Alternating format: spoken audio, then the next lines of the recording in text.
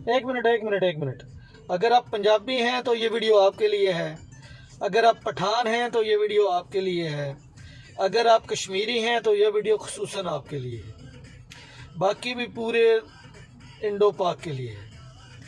अंग्रेज़ों ने जब बरे सगीर का पूरा कंट्रोल संभाला, उन्होंने जब इसका पूरा सिस्टम अपने हाथ में लिया, तो उन्होंने शुरू में अपने जासूस छोड़ के इस चीज़ का मुआयना करवाया कि कौन कौन से कबाइल हमारे ख़िलाफ़ खड़े हो सकते हैं। तो उन्होंने जो मतलब अरसा मुख्तस किया था, और उस अरसे में मुख्तलिफ़ जगहों का दौरा करने के बाद उनके जासूसों के ज़रिए उन्होंने उनका जो वायस राय था उसने एक तफसीली रिपोर्ट मुरतब की।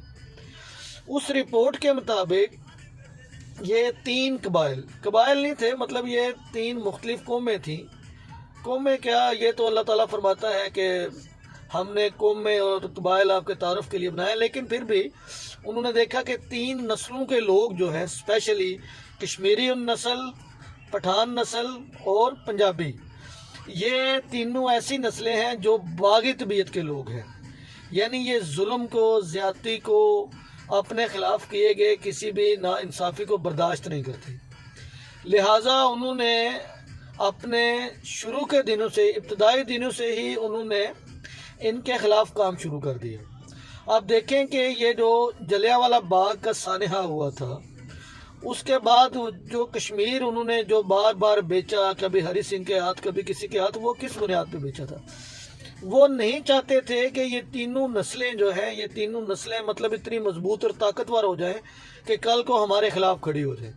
और तारीख़ गवाह है कि यही तीनों नस्लें उनके ख़िलाफ़ खड़ी हुई हैं, और मतलब उनके यहाँ से भागने में, उनको भगाने में इन तीनों कौमों का बहुत ज़्यादा असर और रसूख था, बिलखसूस पठान और पंजाबी।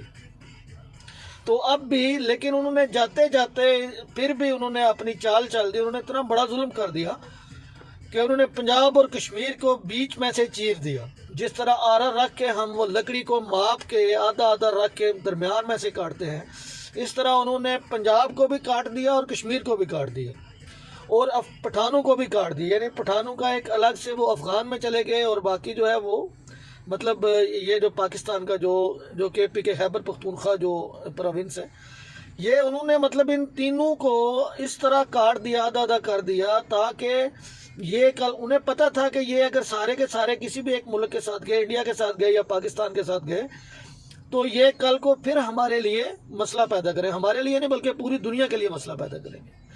तो इसलिए अब आप देखें, लेकिन आप देखें कि पंजाबियों की ज़ुबान तकरीबन एक जैसी है, तकरीबन मुशाबहत रखती है। हमारा रहन सहन, हमारा उठना बैठना, हमारे सब रस्म व रिवाज तकरीबन एक जैसे हैं। पठानों का भी यही है, कश्मीरियों का भी यही है, यानी हमारी ज़ुबान तकरीबन एक जैसी है, और हम सब मतलब एक ही है। लेकिन उन्होंने हमें इस तरह तकसीम कर दिया है, ग्रोह तकसीम कर दिया है, इस तरह तोड़ दिया है कि हम लोग अपने हक़ के लिए आवाज़ नहीं उठा सकते।